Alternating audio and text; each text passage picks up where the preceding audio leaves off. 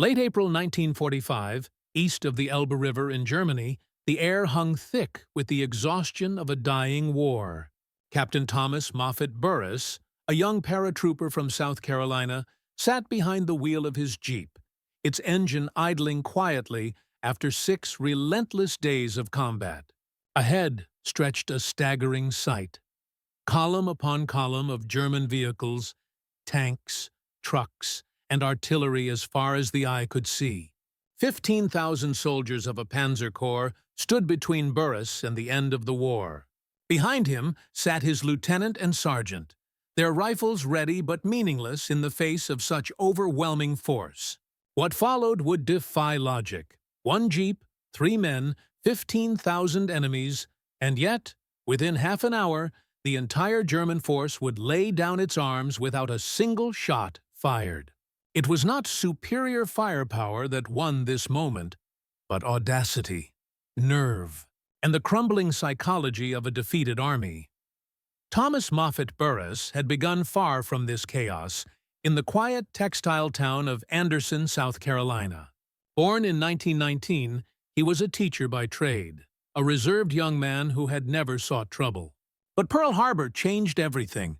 In 1942, he joined the newly formed Paratroopers of the 82nd Airborne Division, an elite unit that demanded absolute grit. He excelled in the brutal jump training, discovering in himself a natural calm under fire and a fierce determination to lead.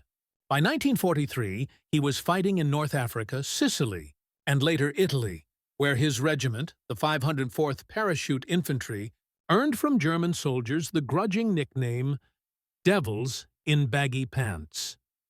Burris led from the front, surviving brutal campaigns in Salerno and Anzio, where he was wounded twice yet refused evacuation. He learned that leadership was not about glory. It was about survival, and the will to keep men fighting when surrender seemed inevitable. Then came September 1944 and Operation Market Garden, the audacious Allied plan to seize bridges across the Netherlands and end the war by Christmas. Burris's company was ordered to cross the Wall River under direct fire, an act British officers deemed impossible. With half his company killed during the crossing, Burris still led the survivors to seize the Nijmegen bridge. When British tanks refused to advance afterward, paralyzed by fear of a single German gun, Burris exploded with fury. He had seen too much death to accept hesitation. This moment, where boldness clashed with caution, became the essence of who he was, a man who believed courage could turn the tide where logic failed. Through the Ardennes in December 1944, Burris and the 82nd fought through the frozen nightmare of the Battle of the Bulge, holding the line at Chinonia and pushing back the last desperate German offensive.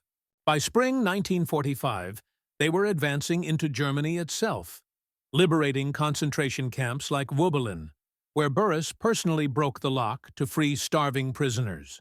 The sight of thousands of corpses, of horror beyond words, left an indelible mark. He ordered photographs taken so no one could ever deny what they saw. For Burris, that was the moment he realized that victory was not just about defeating armies. It was about ensuring such evil would never return. As the Allies halted at the Elbe River per Eisenhower's orders, allowing the Soviets to take Berlin, Burris grew restless. Waiting while history unfolded miles away was unbearable. So, defying orders, he told his lieutenant and sergeant, "Let's go see what's over there." They crossed the river and drove 40 miles into chaos. German refugees, shattered soldiers, and the ruins of the Reich. Then, suddenly, the road ahead filled with German vehicles. Hundreds of them. It was a full Panzer Corps, retreating west to avoid the advancing Soviets. Burris had no orders, no backup, and no chance in a firefight. Yet he did the unthinkable. He drove straight toward them. Stopping before the led vehicle, he confronted a German captain who spoke English. Without hesitation, Burris declared, "I'm here to accept your surrender." The captain stared at him, incredulous. 3 men and a jeep? Burris met his eyes and, with utter calm, bluffed. Behind me is a whole army of paratroopers and tanks. And behind you are the Russians. Do you want to surrender to us or to them? It was a gamble built on psychology, not firepower. The German captain conferred with his officers, torn between suspicion and fear. They all knew what surrendering to the Soviets meant: brutality, revenge, and likely death. To the Americans? Survival. When the captain returned, he drew his pistol, then flipped it, offering the grip to Burris. Surrender. The impossible bluff had worked. 15,000 German soldiers stacked their weapons and began marching west under Burris's direction. 3 Americans, 1 jeep, and a sea of prisoners. As they approached friendly lines, astonished Allied troops watched the column stretch for miles.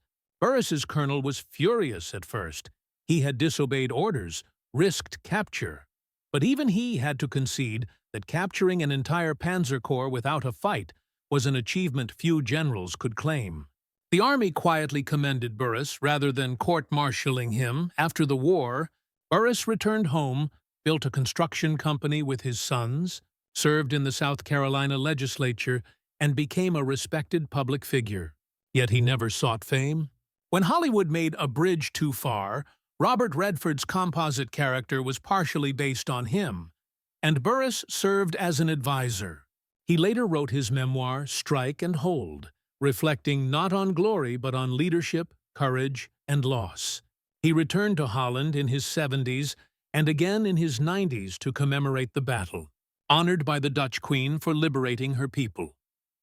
To the end of his life, Burris preached one principle: true leaders lead from the front.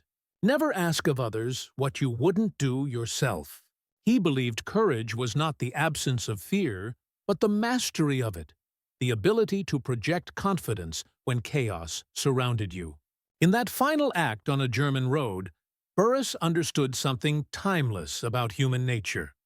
When people face despair, they cling to any glimmer of hope. His audacious bluff worked not just because of bravery, but because he knew his enemy's mind and offered them a way out. Captain T. Moffett Burris died in 2019 at the age of 99, having lived long enough to see the world he helped save flourish in peace.